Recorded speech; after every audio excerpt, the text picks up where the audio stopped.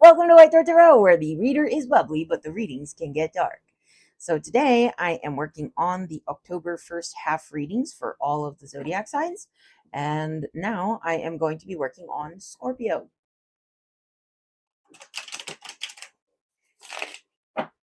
I am doing just general readings for everybody all across the board now, instead of doing the whole animal oracle, love work, shadow work thing, because I felt like the videos just dragged on way too long and the overarching message was the same anyway. So we're just doing general all across the board, see what we get,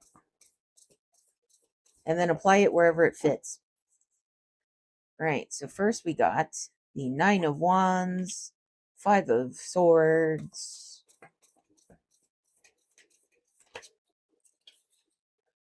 Five of Pentacles, the Fool. The Fool's been popping up in almost everybody's readings today. Yeah, because I've already done the first, what, you're the eighth, like the first eight zodiac signs, and pretty sure the Fool popped up in almost every single one of them. I guess that's what's in the air right now, which good. We all could use some fresh new beginnings after these heavy energies that we've been dealing with. I spoke too soon. We have the Nine of Swords, the Three of Cups. I need to just shut my mouth while I'm shuffling, because I swear I keep jinxing it. Mother of Pentacles is back. And that was funny because I was just saying that this round for October, the Fool has been everywhere. Last month in September, the Mother of Pentacles has been everywhere. Weird. Anyway, and I mean, you guys see me shuffle, so I don't know what to say about that, but they've been popping up in like almost every reading. All right, so we got, okay, how do we want to line this up? Okay. Five of Swords, Five of Pentacles. That's a weird message. I got something about almost being addicted to the pain, because I guess sometimes our nervous systems almost get addicted to being jolted. And after a while, like, of not being in those jolting situations, I've found that sometimes instead of healing, we start to almost like lose our minds over how quiet things are. Like, I've been there in my life before, and that almost feels like that's what this is. Yeah, and with the Seven of Cups, it talks about illusions, but it feels like almost like the illusion of what's going on with you. I'll explain later. I'm not meant to read the tarot cards just yet. But we get the Three of Cups, Nine of Wands, Seven of Pentacles,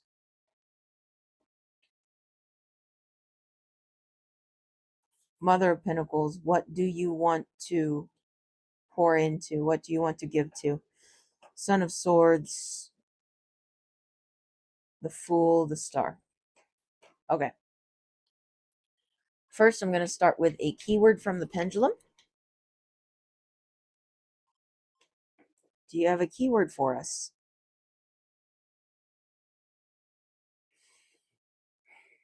N,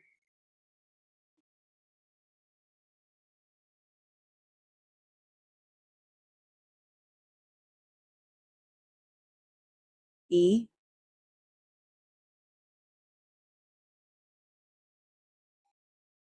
G, O,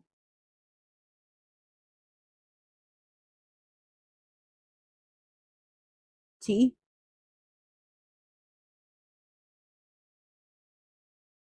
I,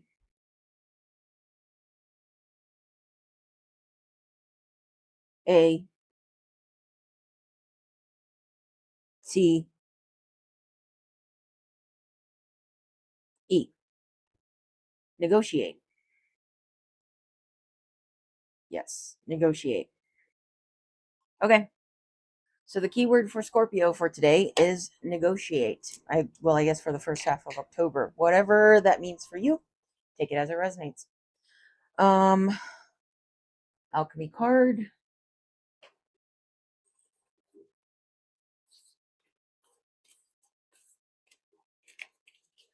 I only kind of jumble it up because the way I pull it anyways, I just split the deck where it feels right. Felt right there. Okay. And pull. Okay. Eros.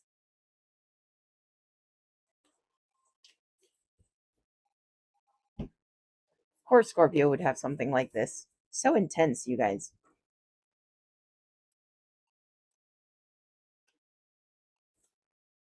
I watch was it the sassy Scorpion Tarot lady on YouTube as well? Just because I like the way she talks. She's so scorpionic. She's just like, "Hello, how are you?" And I'm just like, as a Taurus, I'm just like, yeah, I like her channel. Anyway, love as desire, eroticism, sensuality. Though eros can be depicted as unbridled sexuality and eroticism, a more contemplative understanding of this archetypal energy leads us to the root of desire itself. What do we long for? Why are we awakened by love? What makes us hesitate in the face of intimacy? Eros reconnects us with the primal longing to merge with another human being, nature, music, art, plants, food, or anything that we perceive we are separate from. Eros allows us to momentarily unite. Our heart embraces otherness, and in doing so, we further understand our own. Our life force awakens. This card reveals an inevitable initiation into love's labyrinth. You may find yourself swirling in a new territory of desire and sensuality. Explore the labyrinth with a curious and honest heart, and remember, though the way is circuitous, you are always being led toward its center. When light, passion, playfulness, sexual health. When dark, madness, projection, obsession. Go deeper. Love Sonnet 11 by Pablo Neruda. Basket of Figs by Ellen Bass. Plato reminds us that eros can be experienced as platonic love. It is activated when we witness beauty and truth in the world, when our barriers soften. The Hindu goddess Lalita, she who plays, can help activate eros energy. She is also known as Kameshvari, Empress of Desire. So, what I'm getting from this is that, okay, this is complicated. This is complicated as expected for a Scorpio reading, but um, let me just talk about an experience that I had, because I'm on the TISM spectrum, and that's how I relate to people and things, is by relating it to something that I have experienced. But anyway, so I'm trying not to do that, but at the same time, like, it's what's coming to mind. Okay.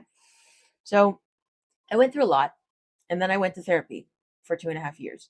And I remember the day I graduated therapy. I went home to my empty home, and I had a moment, because I used to be in such a messed up headspace that I constantly heard static in my head. It was a constant noise in my head. Static, like TV static, like I heard that all the time. But I didn't notice until like the last day of therapy, when the therapist was finally like, "You're good. Go on. Do your thing." And I went home, and I was actually okay. I wasn't in distress anymore. I wasn't in that really dark place anymore, and I wasn't hearing the static anymore. And that's when I realized that quiet felt empty. Quiet didn't feel healed at that moment. It felt empty. And I got scared. I got scared because I was so used to the static being there. I was so used to the aches and pains and the stuff going on up in there. And so when it was gone and my mind was just empty, not in an I'm dumb kind of way, just in a I'm at peace for once in my life kind of way. I broke down. I had a mental breakdown on my kitchen floor. I fell to the ground and I just sobbed and screamed and sobbed and screamed because I needed some kind of noise. I almost wanted to take it back. Like I almost wanted to bring it back. I think the last reading that I did for you guys, the general check-in, was about, letting yourselves be a little lighter, coming into the light, going that way. And I almost feel like this is how that turned out for you. Is it's almost like that's the hang up, is your self-destructive ways, your sense of loss, your 9 of Swords, anxiety, depression, all of that. With this illusion card, it almost feels like not like you're tethered to it. It's more like you're holding on to it because it feels familiar. And that familiarity is the illusion that keeps you there. It's how you've operated, it's what you know. And you're trying to leave it behind, but another part of you is maybe going through what I did, where I had a breakdown on the kitchen floor because I missed it.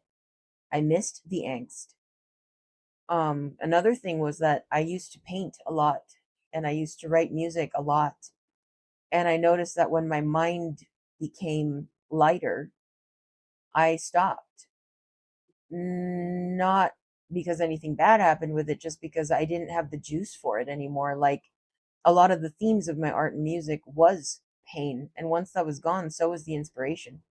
And this hollow feeling after all this, the five of Swords, 5 of Pentacles, 9 of Swords, this aftermath feels hollow, not peaceful. It feels hollow. And that's why I'm talking about all this, because I know exactly what this feels like. But we have the 3 of Cups, we have the 9 of Wands, and we have the 7 of Pentacles, and that's about investment. That's about the up and up. That's about climbing upward. 3 of Cups is about harmony. Mother of Pentacles, what do you want to give to? That feels to me like a blank slate. That feels to me like all of that energy that you used to put into the angst is now being pointed somewhere else. You're investing in something else. You're putting your energy into something else, a different way of being. Son of Swords is showing up kind of funky in this reading because usually it's about quick communication, maybe sometimes a little bit impulsive.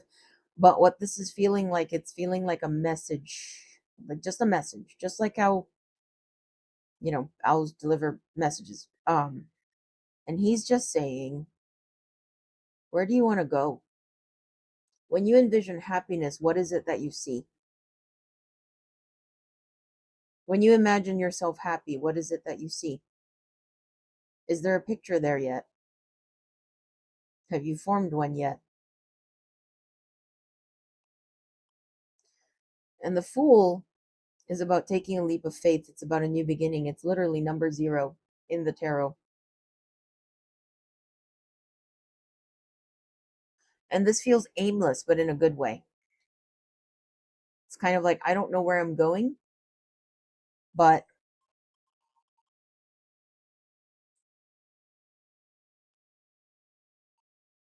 I'll figure it out as I go. That's what this feels like. I don't know where I'm going, but I'll figure it out as I go. The Star. The Star. The Northern Star. This feels like, again, we're on brand. Yep. Almost all the readings were about following your heart. Almost all of the readings so far have been following your heart. That's what we seem to be in right now, which, good. Thankfully, we're stepping out of the heavy from eclipse season and all of that gunk that's been going on. Because rebirth isn't pretty. Going through changes, not pretty. It's hard. It is hard. But it looks like we're all navigating our ways out of it. And as far as what we're following to do that, our hearts, you're joining the collective that are just following their heart. The star, the North Star, what we want, what we hope for, what we wish for, what we desire.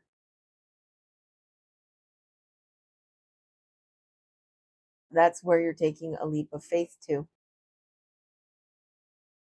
You're just following what you want, what your heart says you want. You don't know what the end goal is. You don't know exactly where you're going to wind up, but you're just following your heart beyond here. Yep.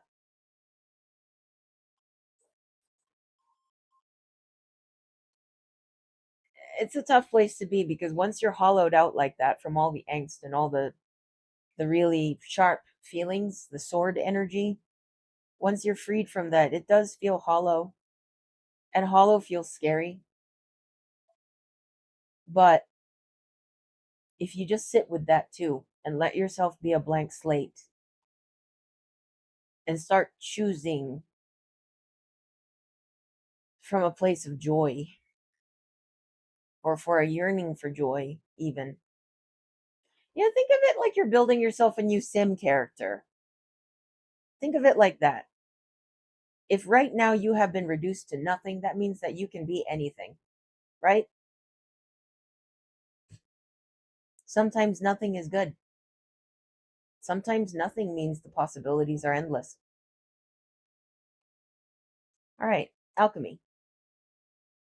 Mars. Okay. Um,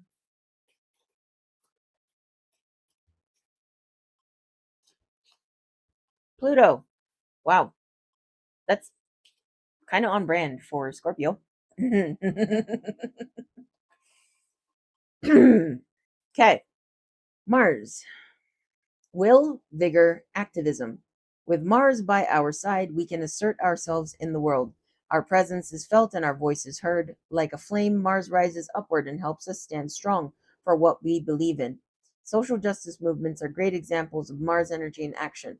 With clarity of purpose, Mars leads us to peaceful change, the upholding of human rights, and representing the underrepresented.